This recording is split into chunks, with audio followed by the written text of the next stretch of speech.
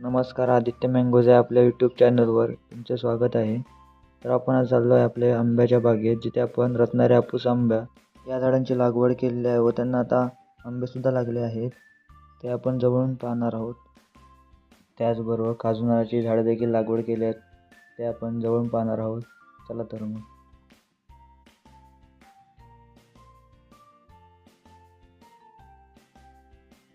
तर आपण आता पोचलो आहे आपल्या आंब्याच्या बागेच्या बाहेर.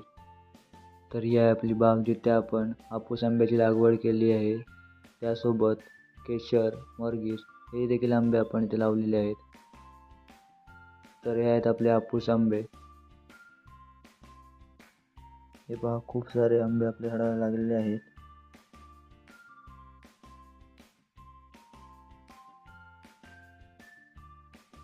भर दुपारच्या वेळेत आल्यामुळे ऊनही खूप आहे. यावर्षी आंबा खूप कमी प्रमाणात आहे व काय झाडांना आमच्या आंबेसुद्धा लागलेले नाही आहेत. या झाडाला आंबा देखील नाही आहे, एकही लागलेला नाही आहे. काय झाडांना खूप कमी प्रमाणात आंबा लागलेला आहे.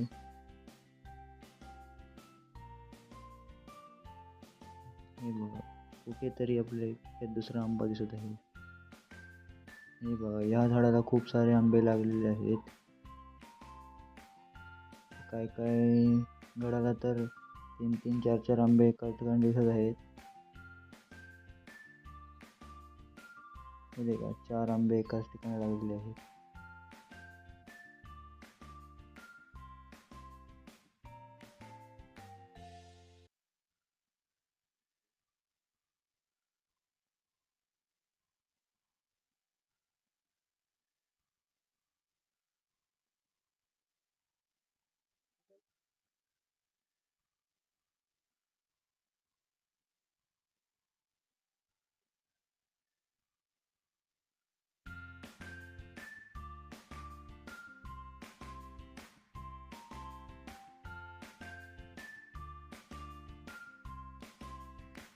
आपल्याला पिक्का आंबा मिळाला आहे.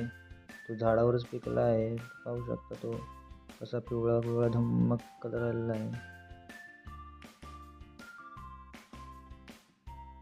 तर ही सर्व झाडं रत्नागिरी हापूस आंब्याची आहेत.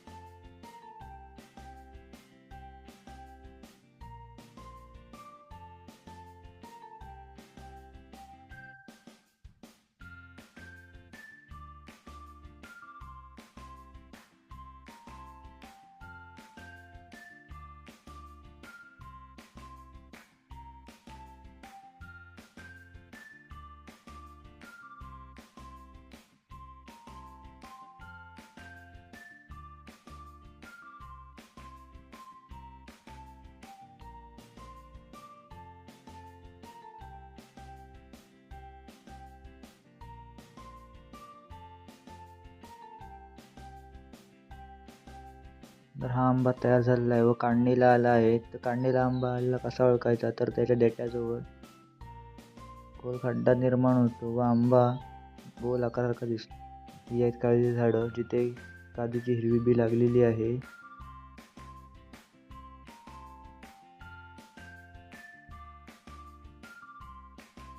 ही सर्व काजू झाडं वेंगुर्ला जात या प्रजातीची आहेत व नारळ देखील आपण लागवड केलेली आहे.